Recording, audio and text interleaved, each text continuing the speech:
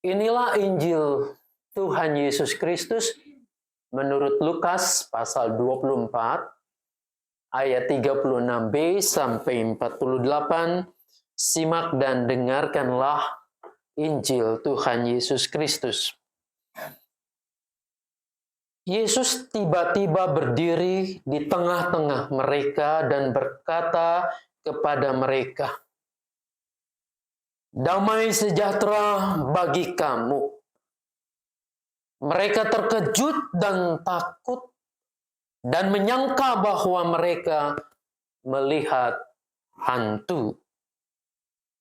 Tetapi ia berkata kepada mereka, "Mengapa kamu terkejut? Dan apa sebabnya timbul keraguan-raguan di dalam hati kamu? Lihatlah tanganku dan kakiku. Aku sendirilah ini. Rabalah aku dan lihatlah. Karena hantu tidak ada daging dan tulangnya, seperti yang kamu lihat ada padaku." Sambil berkata demikian, ia memperlihatkan tangan dan kakinya kepada mereka. Ketika mereka belum percaya karena girangnya dan masih heran, berkatalah ia kepada mereka, "Apakah kamu punya makanan di sini?" Lalu mereka memberikan kepadanya sepotong ikan bakar. Ia mengambilnya dan memakannya di depan mata mereka. Ia berkata kepada mereka, "Inilah perkataanku yang telah kukatakan kepadamu ketika aku masih bersama kamu, yakni bahwa harus digenapi semua yang tertulis tentang aku dalam Taurat Musa, nabi-nabi, dan Mazmur." Lalu ia membuka pikiran mereka sehingga mereka mengerti kitab suci. Katanya kepada mereka, ada tertulis begini, Mesias harus menderita dan bangkit dari antara orang mati pada hari yang ketiga. Dan juga dalam namanya berita tentang pertobatan untuk pengampunan dosa harus diberitakan kepada segala bangsa mulai dari Yerusalem. Kamulah saksi-saksi dari semuanya ini. Sampai demikian jauh pembacaan Injil Tuhan Yesus Kristus. Tuhan Yesus berkata, yang berbahagia ialah setiap kita yang mau mendengarkan firman Allah dan yang memeliharanya. Haleluya. Selamat pagi Bapak Ibu yang dikasihi dan mengasihi Tuhan. Salam sejahtera buat kita semua. Tema kita hari ini sebetulnya bukan tema yang asing, bukan sesuatu yang baru. Yaitu tentang saksi kebangkitan Tuhan. Sudah saudara berbicara tentang saksi, apa yang kita pikirkan?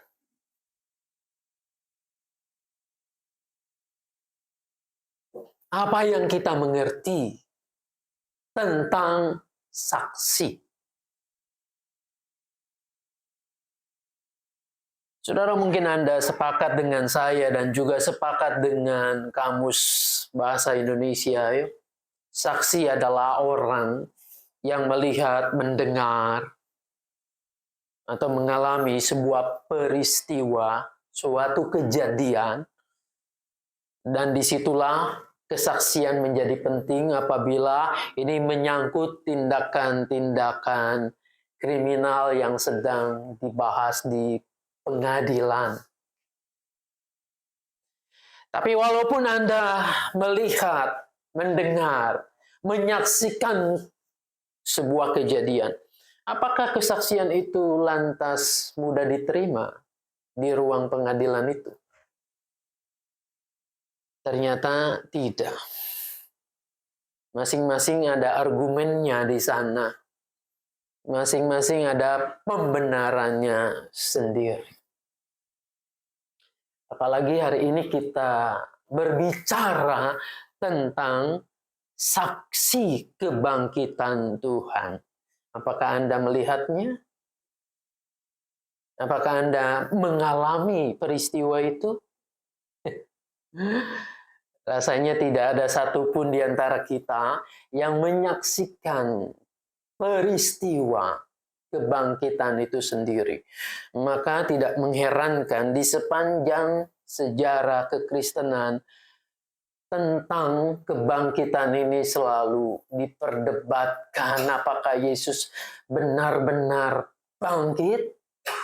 Atau itu hanya angan-angan, halusinasi para muridnya saja yang begitu terpukul dan kemudian mempunyai sebuah gagasan semangat yang baru. Mereka menyatakan Tuhanku bangkit. Saudara-saudara, menjadi saksi memang tidak mudah, sebab pada awal mula peristiwa kebangkitan itu para murid yang bersaksi pun sesama mereka sendiri tidak mudah untuk dipercaya. Injil yang kita baca tadi, Lukas 24 ayat 36b terus sampai 48 menyatakan, menggambarkan itu. Peristiwa yang mendahuluinya adalah ketika Kleopas dan temannya pergi kemana? Ke Emmaus. Di tengah perjalanan, Yesus nimbrung dalam percakapan mereka. Menanyakan, peristiwa apa sih yang terjadi yang kalian bicarakan itu?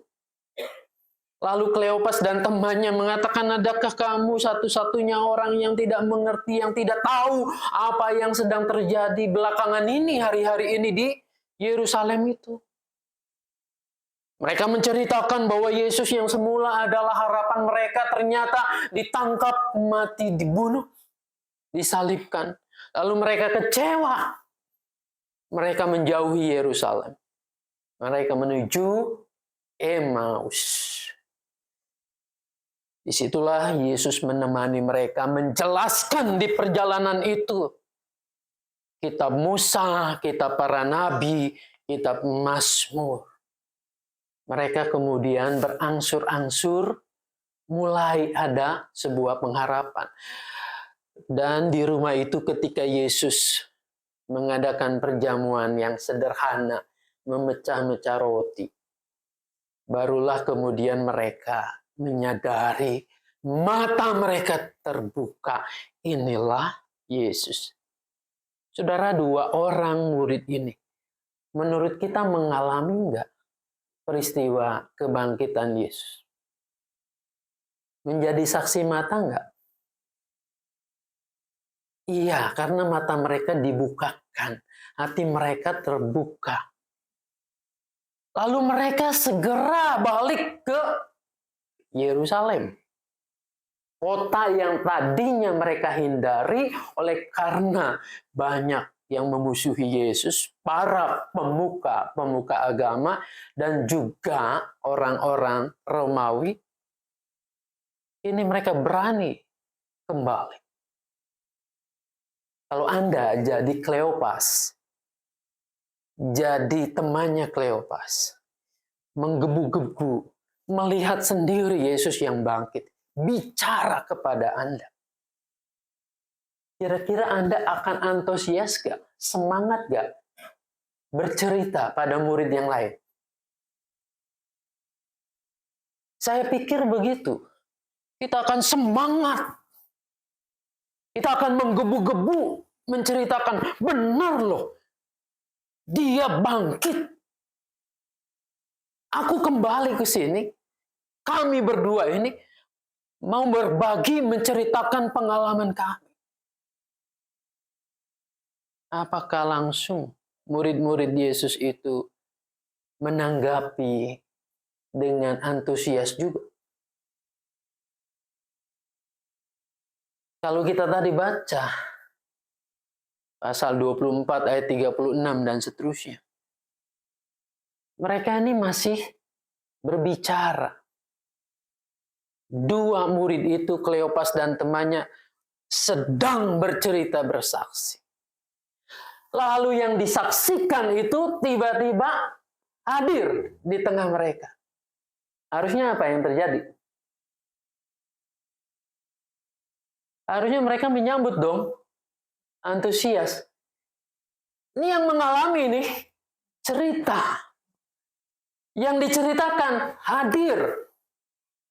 Harusnya mereka sujud dan bersuka cita. Tapi yang terjadi, mereka ragu. Jangan-jangan hantu nih. Hantu yang datang. Bukan Tuhan. Saudara-saudara, bukankah kita juga suka mengalami begitu? Apa yang kita saksikan, apa yang kita percaya, kita bagikan, tetapi ketika orangnya datang, ketika Yesus menyapa kita, kita jadi ragu. Mereka ragu, tetapi keraguan mereka ditanggapi oleh Tuhan. Lihatlah, aku ini, sambil menunjukkan luka-luka di tangan dan kakinya. Hantu itu nggak ada dagingnya, nggak ada tulangnya. Ada yang pernah lihat hantu? Lalu kita raba, nggak keraba karena nggak ada dagingnya. Saudara-saudara, itu keyakinan orang pada zaman itu. Lihatlah aku ini, luka-lukaku ini. Kalau kamu sudah melihat dan tidak percaya juga, rabalah aku ini. Suruh diraba, dipegang. Nah, saudara-saudara, disitulah Tuhan meyakinkan dan Ia mengajarkan kembali seperti mengajarkan kepada Kleopas dan temannya itu. Dia mengajarkan kembali dari kitab Musa, nabi-nabi, sampai Mazmur yang menunjukkan, mengarahkan pada dirinya tentang Mesias yang menderita dan bangkit kembali. Barulah di situ mata hati mereka terbuka. Inilah Yesus. Jadi apa yang bisa kita lihat di sini? Sekalipun Anda menjadi orang yang melihat langsung, menikmati langsung persekutuan dengan Yesus, itu tidak serta-merta orang akan menjadi percaya kalau Tuhan tidak membukakan matanya, mata hati orang-orang yang kepadanya kita menyaksikan Yesus itu. Jadi, jangan pernah sombong. Ketika kita memberitakan pada orang lain, bercerita tentang kuasa Yesus, lalu orang itu menjadi percaya. Tidak mungkin orang itu akan percaya kalau Tuhan tidak membukakan mata hatinya, mata batinnya. Saudara-saudara, itu yang bisa kita pelajari dari Injil ini. Lalu ketika kita membahas tentang saksi kebangkitan, Kisah Rasul sangat banyak sekali. Menceritakan bagaimana seseorang atau sekelompok atau jemaat itu menjadi saksi. Saksi Tuhan. Menjadi saksi kebangkitan Tuhan. Bukan lagi menyaksikan tentang bagaimana peristiwa detailnya, tetapi melalui kehidupan mereka, orang menjadi percaya. Nah, salah satu yang dikisahkan dari Kisah Rasul ini adalah bagaimana Petrus, dia bersaksi di tengah-tengah orang banyak, di komplek bait Allah itu, di Serambi Salomo itu. Di sini menarik ya. Tadinya para murid dikejar-kejar. Mereka ketakutan luar biasa, mengunci diri. Tapi bagaimana sekarang mereka bisa tampil bahkan di pusat kekuasaan orang-orang Yahudi itu di Bait Allah itu? Apa yang terjadi dalam bacaan kedua yang tadi kita cermati ini? Petrus berbicara kesaksian tentang Yesus yang bangkit, tentang kuasanya. Lagi-lagi kalau kita mau baca ke belakangnya sedikit, di situ ada kejadian yang menarik. Petrus dan Yohanes sedang menuju ke Bait Allah di pintu gerbang. Mereka bertemu dengan orang yang lumpuh sejak lahirnya. Orang yang lumpuh sejak lahir mungkin juga sama dengan orang yang buta sejak lahir. Menurut mereka ini adalah sesuatu yang serius. Menurut keyakinan orang-orang Yahudi ini adalah hukuman Tuhan. Yang mustahil bisa dipulihkan, disembuhkan. Lalu orang buta itu memohon kepada Petrus dan Yohanes. Meminta-minta. Mungkin minta uang atau minta sedekah. Tapi Petrus mengatakan, emas dan perak aku tidak punya. Tetapi dalam nama Yesus bangkit dan berjalanlah. Apa yang terjadi dengan orang lumpuh itu? Bangkit dan berjalan. Saudara-saudara, tidak hanya itu orang lumpuh ini melompat-lompat. Dia bergembira. Nah, disinilah kemudian terjadi sesuatu yang heboh. Saya lihat kalau di gereja kita juga di depan sini ada orang yang lumpuh. Lalu saya mengatakan dalam nama Yesus, bangkit dan berjalanlah. Maka orang itu bangkit berjalan, melompat-lompat. Kira-kira orang sekitar sini gimana? Heboh ya. Heboh, ramai membicarakannya. Ini juga sama, apalagi di komplek Bait Allah. Mereka ramai membicarakannya. Disinilah Petrus memakai kesempatan yang baik. Dia lalu berkata-kata, berbicara. Apakah kamu heran melihat situasi yang seperti ini? Inilah yang dahulu dilakukan oleh Tuhan Yesus terhadap mereka yang mengalami kelemahan, sakit, kerasukan setan, dan seterusnya. Saudara-saudara, Petrus di situ tidak mencuri kemuliaan Tuhan. Dia tidak memanfaatkannya untuk popularitas dirinya sendiri. Kan ini mumpung ya, orang lagi kagum, lagi hebat tuh. Aku ini bisa menyembuhkan. Petrus tidak memakai itu. Tetapi memakai cara ini sebagai kesempatan untuk meyakinkan orang banyak. Yesus yang disalibkan, yang engkau serahkan kepada Pilatus. Meskipun Pilatus tidak menemui kesalahannya. Dia yang mati itu. Ini ia bangkit, dan kuasa kebangkitannya itulah yang sebetulnya memulihkan orang lumpuh ini. Saudara-saudara, di sini saya melihat Petrus menyembunyikan diri, dan biarlah salib Kristus dan kebangkitannya itu yang di depan. Itulah sebetulnya kesaksian terhadap peristiwa kebangkitan Yesus.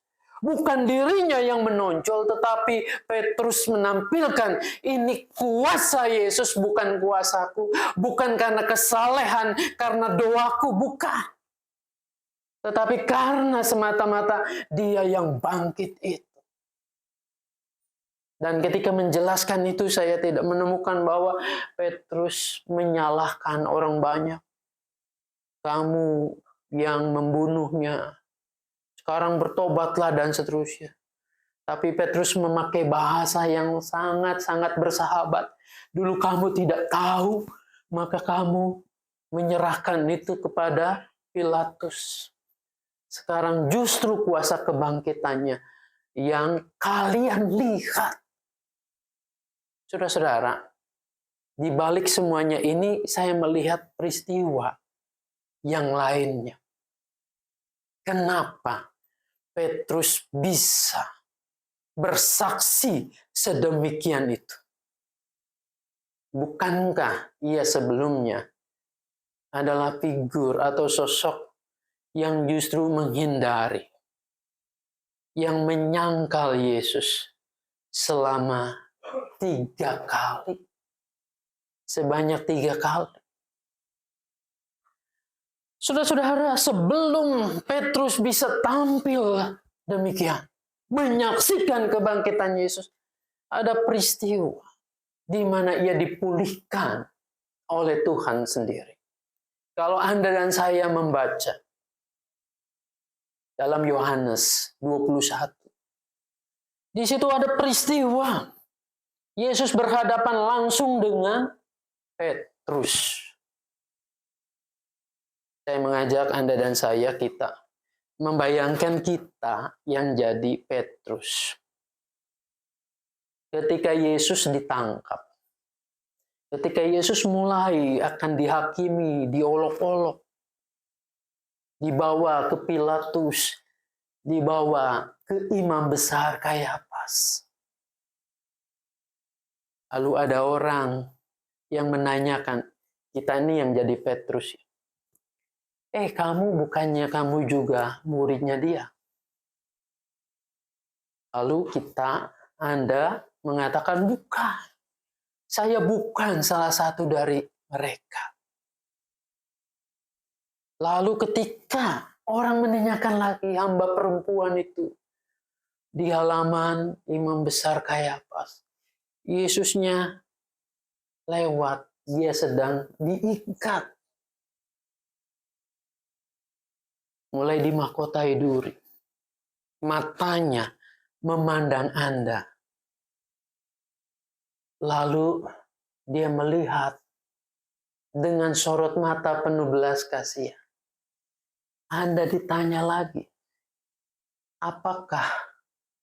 bukankah kamu salah seorang dari mereka, dari muridnya? Lalu Anda menjawab, bukan saya. Mungkin itu orang lain, Anda salah lihat. Sampai sekali lagi 3 kali. Nah, kini setelah peristiwa kebangkitan itu Anda berhadapan muka dengan Yesus. Yesus yang menatap Anda. Kira-kira Anda bisa nggak menatap wajah Yesus? Bisa nggak kontak mata dengan dia? Kalau saya membayangkan, aduh Tuhan, Engkau tahu siapa aku. Engkau tahu bagaimana kegagalanku. Engkau tahu tindakan yang memalukan itu. Sudah, jangan ngomong lagi. Saya akan mengatakan begitu. Tetapi Yesus sama seperti kepada murid-murid yang lain, dia membuka tangannya, memperlihatkan lukanya, lalu memegang dan memeluk. Tidak usah banyak bicara, tidak usah banyak kata. Yesus tahu Petrus itu. Tahu yang sebenar-benarnya. Dan dalam dekapannya itu, Petrus dipulihkan kembali. Lalu diberinya tugas, gembalakanlah domba-dombaku. Saudara-saudara, Petrus seringkali tampil seperti orang yang gagah berani. Dengan iman yang meletup-letup. Tapi kenyataannya ketika berhadapan dengan masalah, dengan ancaman, ternyata dia adalah sosok yang cemen. Ya. Sosok yang pengecut. Nah, saya mau mengatakan, Tuhan itu tahu. Tahu persis Anda. Tidak ada yang bisa menghalanginya. Bahkan dia tahu jauh lebih baik daripada kita sendiri. Tuhan tahu kelemahanmu. Tuhan tahu tindakan-tindakan masa lalumu yang mungkin memalukan. Tuhan mengerti dosa-dosamu. Tapi seperti ia berhadapan dengan Petrus, sorot matanya tidak menghakimi, tapi penuh dengan kasih sayang. Tangannya yang terulur, yang luka itu, mau memelukmu. Dia mau memulihkan engkau, memulihkan kita. Dan dia mau menjadikan kita sebagai alat untuk menjadi saksinya. Hari ini kita akan meresmikan tadi pagi remaja, pemuda. Sekarang ada banyak misi anak, dewasa, liturgi dan musik, koordinator wilayah. Dalam pemahaman gereja kita, ini badan pelayanan, melayani, menjadi saksi-saksi Tuhan, saksi kebangkitannya. Oh, bukan karena Anda hebat. Liturgi dan musik bukan karena Anda jagoan bisa bikin liturgi, bisa bermusik dengan hebat dan yang lain, enggak. Atau guru sekolah minggu. Bukan karena yang lain itu gak bisa. Dan Anda bisa bercerita dengan memukau terhadap anak-anak. Bukan karena kuat dan gagah kita. Kita ini orang-orang lemah. Dan Tuhan tahu kelemahan Anda. Tuhan tahu borok-boroknya kita. Dia tahu apa yang sudah kita lakukan yang mungkin memalukan buat dia. Tapi dia mengulurkan lukanya. Dan memulihkan luka-lukamu itu. Menyembuhkannya. Untuk bangkit bersamanya. Untuk melayani dia dengan sungguh-sungguh. Bukan dengan kegagahan kita. Lalu dipakai untuk kesempatan bahwa kita bisa menerima penghormatan. Bisa menerima popularitas. Tidak. Itulah yang dilakukan oleh Rasul Petrus dan semua murid-muridnya. Tidak pernah mereka memakai kesempatan bersaksi itu untuk membanggakan diri, untuk meminta fasilitas, untuk meminta dihormati, untuk meminta namanya diumumkan lalu diterima kasihin oleh banyak orang. Tidak, tidak pernah ada. Maka itu disebut badan pelayanan. Bukan badan yang ngebosin. Disitulah Tuhan menempatkan kita untuk menjadi saksi ini. Untuk memulihkan luka-luka orang lain yang ada di sekitar kita. Bukan untuk melukai orang lain. Sangat mungkin kita melukai orang lain karena kita mempunyai, oh ini hak. Tanggung jawabku. Atas nama itu kita kemudian melukai, menuduh orang lain. Bukan. Tuhan menunjukkan luka-lukanya pada Anda dan saya. Dan dengan luka-luka, dengan bilur-bilurnya itu, maka Anda menjadi sembuh. Inilah yang Anda harus teruskan. Yang kita harus teruskan. Untuk menyembuhkan luka-luka orang lain. Dan biarlah dalam semangat ini kita betul-betul menjadi saksi kebangkitan Tuhan. Betul peristiwanya. Kita tidak menyaksikan secara kasat mata. Tapi dari sisi iman religius kita mengatakan aku sama seperti Simon Petrus itu. Yang kadangkala aku mengecewakan Tuhan. Aku tidak membanggakan dia. Tetapi Tuhan sudah memulihkanku. dan aku bersedia menjadi saksinya. Biarlah Tuhan menolong kita untuk menjadi saksi Tuhan, saksi kebangkitan yang baik. Tuhan Yesus memberkati kita. Amin.